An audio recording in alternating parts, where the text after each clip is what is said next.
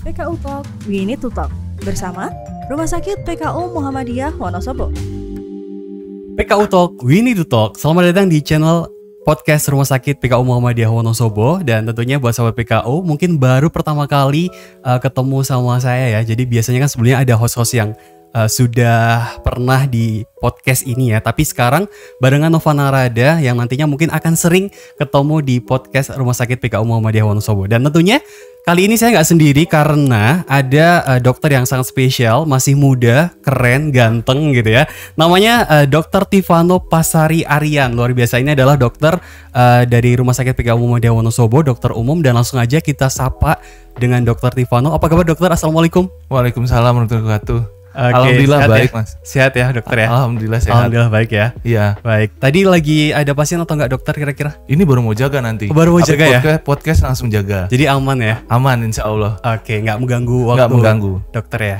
Oke, terima kasih dok sudah menyempatkan waktunya buat kali ini gitu ya. Iya. Dan kali ini kita akan ambil tema gitu ya yang cukup familiar di masyarakat gitu dok. Iya. Yaitu tentang penyebab sariawan yang sering tidak disadari gitu dok. Iya. Gitu ya. Jadi kan banyak banget yang tanya tentang sariawan dok. Kira-kira bahaya nggak sih dok kalau sariawan itu untuk kita gitu dok?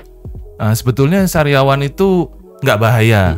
Tapi itu bisa berbahaya kalau misalnya sariawan itu nggak sembuh-sembuh dalam waktu maksimal 2 minggu. 2 minggu ya. Terus kemudian sariawannya itu bentuknya gede-gede dan ada di hampir seluruh mulut.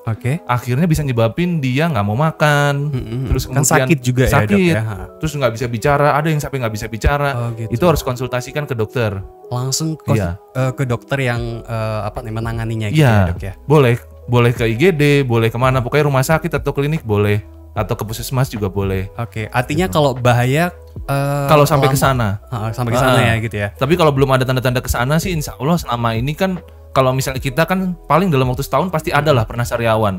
Iya pasti ya. Nah iya makanya. Jadi sebetulnya itu tidak berbahaya. Cuman kalau misalkan terlalu lama itu bisa menimbulkan bahaya. Gitu ya. Kira-kira penyebabnya apa ya dok? Kalau misalkan sering sariawan gitu dok? Penyebabnya banyak. Yang pasti sih karena pola hidup kita sehari-hari. Yang pertama itu bisa yang paling ringan aja kalau kita sering gigit-gigit bibir. Itu ngaruh ya dok? Ngaruh, ya? Ngaruh banget. Karena kan sariawan itu kan artinya sendiri kan lesi, luka. Luka di bagian jaringan lunak di daerah mulut. Terkadang nggak sadar juga ya dok ya? Iya. Tahu-tahu gigit bibir terus tiba-tiba sariawan besoknya. Ya atau juga kalau misalnya gosok gigi, terlalu semangat gosok giginya akhirnya kan lukain di gusi itu. Bikin luka di gusi itu juga jadinya sariawan. Kalau makanan kira-kira ngaruh nggak dok? Kalau misalnya sering makan pedas gitu ya, terus jadi sering sariawan gitu bisa? Bisa berpengaruh makan pedas, terus kemudian makan makanan yang terlalu berlemak. Nah tapi juga yang paling sering tuh biasanya kalau kita kan jajanan banyak tuh kayak keripik, itu kan tajam. Iya benar. Itu bisa ngelukain mulut. Jadinya bisa nimbul sariawan. Sekalipun misalkan udah sering sikat gigi gitu ya. Terus kayak udah pola makan yang sehat gitu ya. Tapi kalau misalkan tetap kayak misalkan kita nggak hati-hati, makannya bisa ngaruh untuk ke sariawan gitu ya. Iya, bisa. Sariawan itu gampang banget, kena luka sedikit, ada gesekan di daerah mulut, bisa nimbulin sariawan. Wah.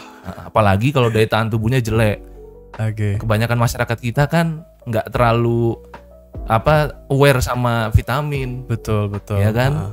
Nah, jadinya itu kurang vitamin kan nanti jadinya sama ke sana. Gampang banget kena sariawan. Kalau misalkan nih ada kasus kalau sering banget sariawan dan terjadi terus-menerus gitu, kira-kira apa yang harus dilakukan dok? Ya pola hidup sehat dulu. Yang pertama pola hidup sehat ya. Yang pertama ya mungkin ya minum vitamin. Makan makanan yang bergizi. Karena kan kalau misalnya kita kurang gizi, kurang seng, zinc, kurang zat besi segala macam itu bisa nimbulin sariawan. Daya tahan tubuh kan jadi turun.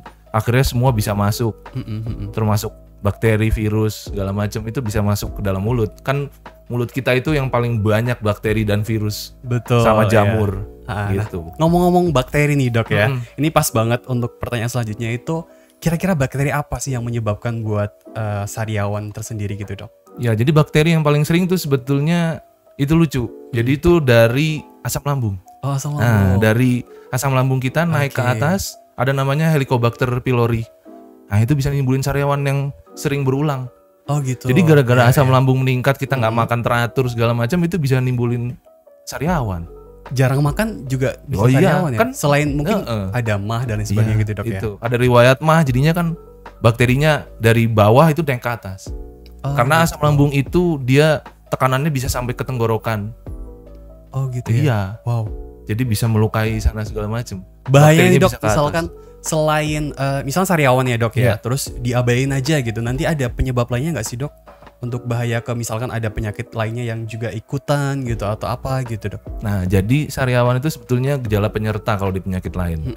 Jadi bukan gejala utama. Oke. Jadi misalnya kalau sariawan ada keluhan demam, terus sariawan ada keluhan misalnya tiba-tiba dia jadi berat badannya turun segala macam, itu berarti ada penyakit lain. Oh gitu ya. Jadi sariawan sebagai penyertanya aja, bukan gejala utama. Oke. Tapi menular nggak dok kalau sariawan tuh? Tergantung. Ya tadi kalau dia virus menular. Menular ya. Kalau bakteri insya Allah nggak menular. Tapi kalau dia disebabkan oleh virus menular. Tapi kalau disebabkan oleh jamur tidak menular. Oh gitu. Jadi biasanya yang virus penyebab sariawan tapi jarang kita temuin sih, itu herpes. Herpes ya. Jadi herpes di mulut. Nah itu bentuknya sebetulnya bukan kayak sariawan biasa. Dia ada kayak melentung-melentung gitu. Oh iya sering nanti kalau misalnya melentungnya pecah, nah itu kan nanti bercampur sama air liur tuh. Nah kalau ketularan ke kita nanti kita bisa kena sariawan itu. Oh gitu ya. Jadi yang menular tuh biasanya hanya dari virus. Wow. Oke. Kalau misalnya gini dok, ada beberapa pertanyaan mungkin dari sahabat PKU ini ya yang bertanya gitu. Kalau misalkan kita lelah gitu ya sehabis aktivitas seharian gitu, terus tiba-tiba kok rasanya tiba-tiba muncul sariawan gitu. Apakah organ di dalam tubuh kita tuh emang lemah atau gimana dok? Sariawan itu berasal dari biasanya daya tahan tubuhnya yang turun. Oh daya tahan tubuh dulu lah ya. Jadi kalau daya tahan tubuh turun itu berarti ya semua organ juga ikut terpengaruh sih. Nggak cuma di daerah organ-organ tertentu aja. Jadi gitu ya. Nanti daya tahan tubuh turun, akhirnya si sariawan itu timbul. Jadi tanpa perlu melukai organ-organ lain atau ada fokus di organ lain, itu sebetulnya sariawan bisa timbul dengan sendirinya kalau kita daya tahan tubuhnya turun. Oh gitu.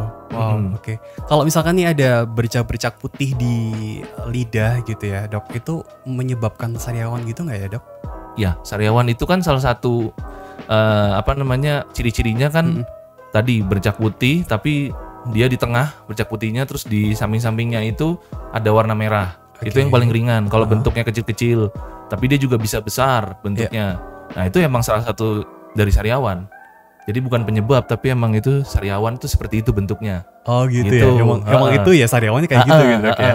Kalau misalkan nanti setelah itu luka, emang itu prosesnya mungkin gitu dok. Iya. Dan itu emang kan misalnya sariawan kita kan bisa di mana aja di daerah jaringan lunak di mulut. Jadi bisa di lidah, di gusi, betul. Di bibir. Boleh kalau di lidah sakit banget rasanya. Iya. Kan kalau misalnya lagi mau nelen kan, lagi makan kan tuh sakit banget, terasa banget panas, nyeri. Betul. Ini mungkin last but not least lah gitu ya dok ya. Kalau untuk ini dok, pencegahannya gitu, gimana dok untuk sariawan tersendiri? Nah yang paling pertama sih sebetulnya yang paling gampang higienitas oral dulu. Jadi jaga kebersihan mulutnya. Ya gosok giginya yang rajin. Terus dalam penggunaan pasta gigi atau obat kumur di mulut itu juga harus kita jeli. Nggak boleh ada kandungan yang bikin kita sariawan dari pasta gigi dan dari buat kumur-kumur mulut itu.